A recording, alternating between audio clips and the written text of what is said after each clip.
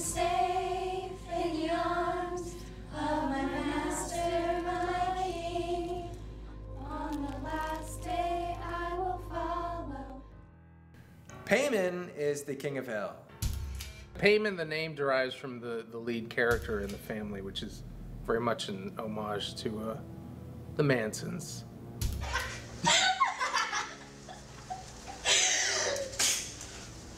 Basically, it's ultimately a ghost story, but it's based on a story of a serial killer that he and his followers killed themselves in the police station. It's kind of interesting how this process began. In the beginning, our Paimon, John Michael Paimon character, his part wasn't as big. It was more of like a texture or a ghost. But as we started developing it and going through like 16 different titles, his character kind of came to life, and the film kind of became more about Paimon, and his world and his followers.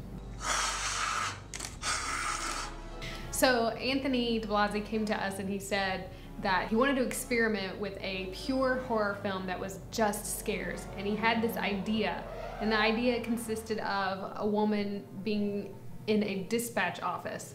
So then we got this wonderful police station that had been sitting empty for 5 years, and when Anthony and I walked in here, our original concept for the dispatch film no longer worked. We saw this and we were like, oh my God, this is amazing. We went back to the drawing board and we wrote the script to fit this actual location. Come in. Yeah. And then go strike.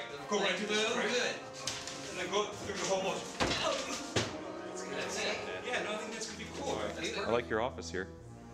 Yeah. I had this big table, and then it started getting downgraded based on budgetary cuts. So, went to a medium-sized table, and now I'm at this small little table, and eventually I'm sure it's going to be used in some sort of production design, and then I'll eventually just be in my chair, and then I'll be on the floor.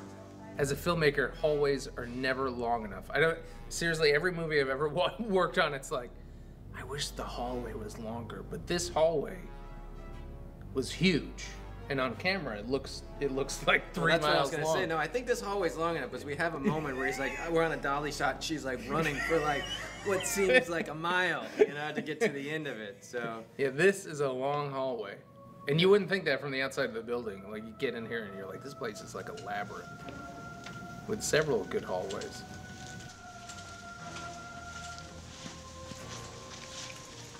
I'm Juliana Harkavy. I'm playing Jessica Lauren in Paimon, a young rookie cop who gets put on the night shift at the old abandoned police station, and unbeknownst to her, the station is haunted by former Klan member John Michael Paimon and his family. So it's basically about the events of that night and what happens to her.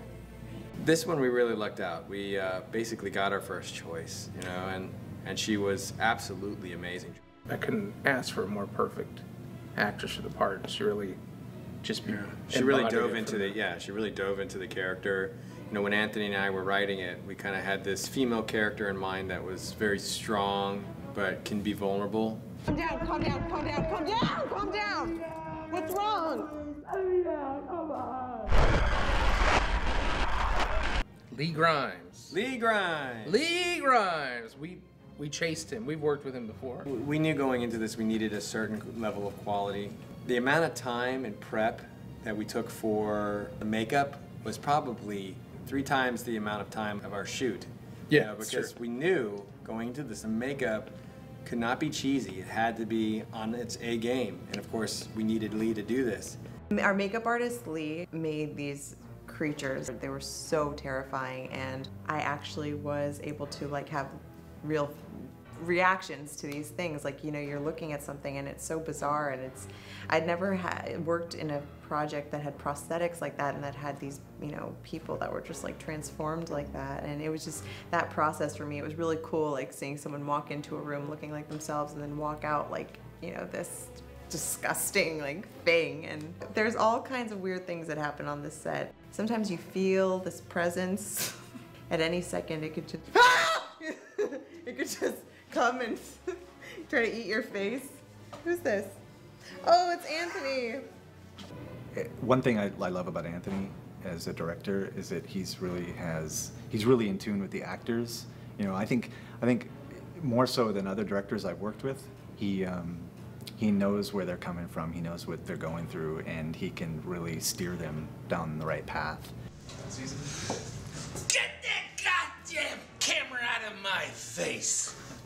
Anthony is really an amazing director. He's like an actor's director. The first day that I met him, he was like, so, you know, the script is written so that, you know, you can read it and enjoy it as a read. So you read it and now you can kind of like have the liberty to do what you want with it. And for me, like as an actor, that is such a relief. I'll give you frozen yogurt after.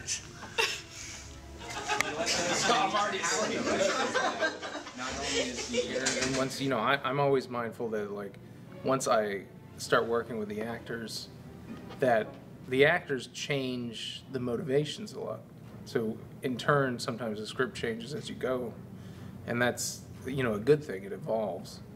I think that's a lot of mistake lower budget films make, is when you're in a hurry, you say, well, it's good enough, and I just won't do that. I mean, both of us won't do that. You can't say that, because then if you do that, it's the same thing. It's a slippery slope. You do that 10 times, and it's like, oh, well, you got a movie that's good enough.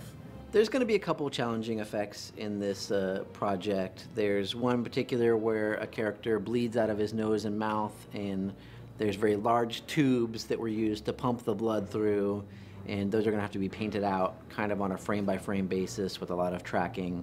It's going to be a little challenging just to make sure that that looks as good as possible.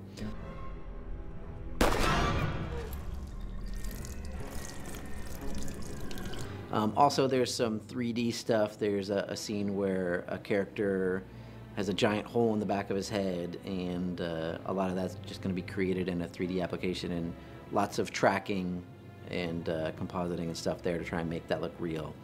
I think those two are going to be pretty challenging. I'll see you around.